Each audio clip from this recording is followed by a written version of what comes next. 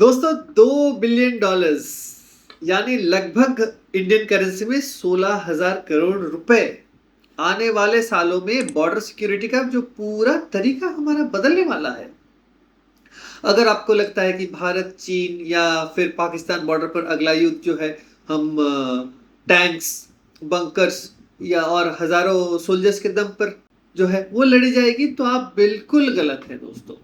क्योंकि बिना शोर किए भारत ने एक जो आपका बोल सकते हैं हम इनविजिबल ऑटोनोमस शील्ड जैसे टेक्नोलॉजी आर्किटेक्चर पर काम कर रहा है, जो कुछ ही सेकंड्स में किसी भी घुसपैठ या एनिमी फॉर्मेशन का जवाब देने की क्षमता रखता है। और सबसे बड़ा झटका इसमें हमारे जो जवानों पर आने वाले जो खतरा बहुत हद तक कम हो जाएगा।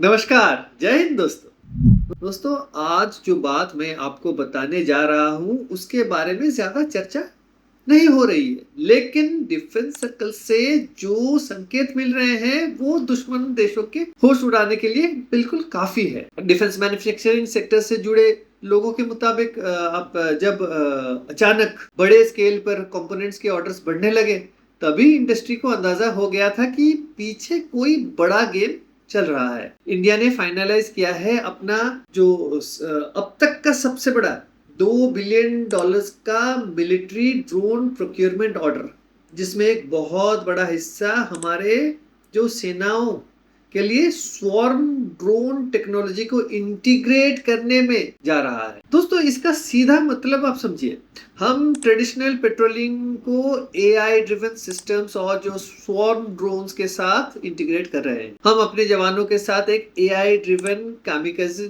जो ड्रोन इकोसिस्टम को तैनात करने की तरफ बढ़ रहे हैं। अब आप सोच रहे होंगे, यार ड्रोन ही तो है, इसमें क्या बड़ी बात है। शादी ब्याह में तो ये उड़ती रहती है, क्योंकि ना आजकल तो मैरिज फोटोग्राफी में बहुत ड्रोन की चर्चाएं होती है और ड्रोन फुटेज वगैरह बहुत सारी चीजें, प्री वेडिंग शूट, इसमें उसमें सारी चीजों में। तो भाई साहब, यही तो सबसे बड़ी गलती है। आप लोग सोच रहे हैं कि शादी ब्याह वाली ड्रोन, लेकिन इसको मैं एक आम एग्जाम्पल से आपको समझाता हूं। अगर आपके घर में समझ लीजिए एक मधुमक्खी घुस आए, तो आप उससे एक झटके में मार सकते हैं, सही ना। तो लेकिन अगर अचानक से एक साथ 10,000 मधुमक्खी का पूरा झुंड जो है आप पर हमला कर दे, तो आप क्या करोगे? आपका दिमाग काम करना बंद कर देगा, आप भागने भी नहीं पाओगे। तो एग्जैक्टली यही है आपका स्वॉर्म ड्रोन टेक्नोलॉजी। ये कोई आम ड्रोन नहीं है जो रिमोट से चलता है।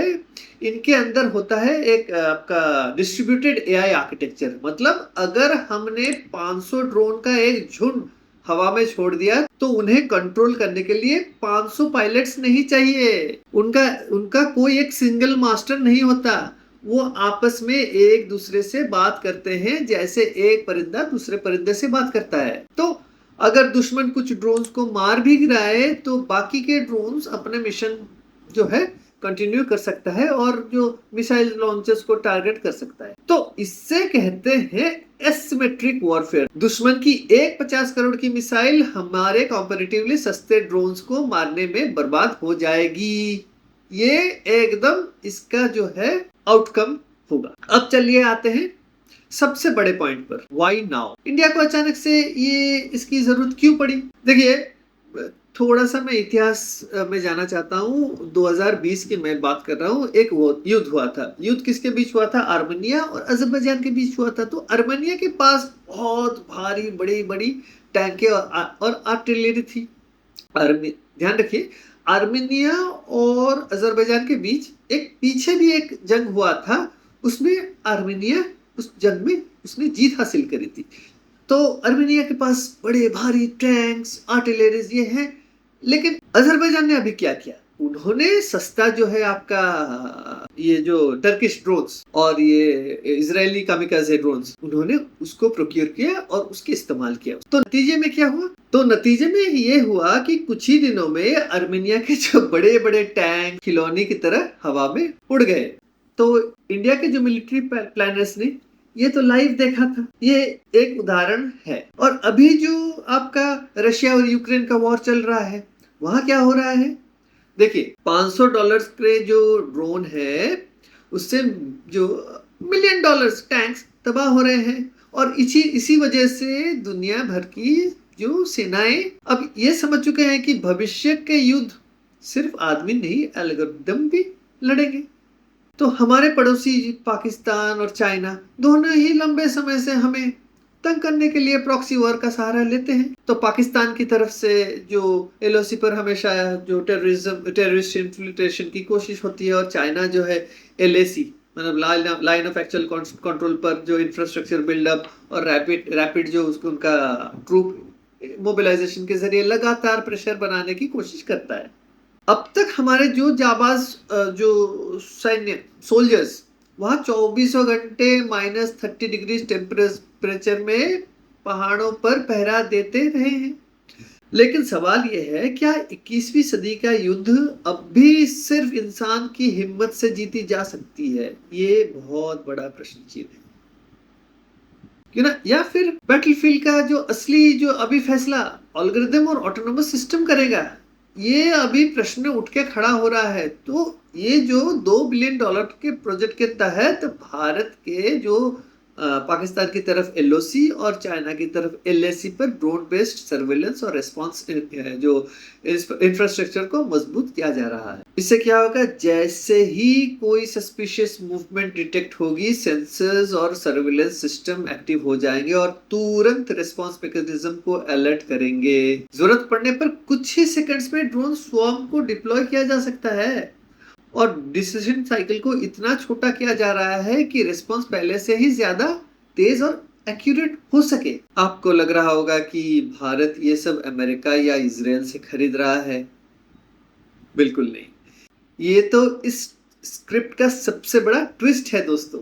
ये पूरी जो $2 बिलियन का ऑर्डर है डोमेस्टिक इंडियन डिफेंस कंपनीज और स्टार्टअप को जा रहे हैं। जी हाँ दोस्तों, हम लोग अक्सर आईआईटीज और इंडियन टेक कंपनीज को सिर्फ सॉफ्टवेयर बनाने के लिए जानते हैं, लेकिन पिछले कुछ सालों में हमारे लोकल डिफेंस स्टार्टअप्स ने जो किया है वो काबिल तारीफ है दोस्तों।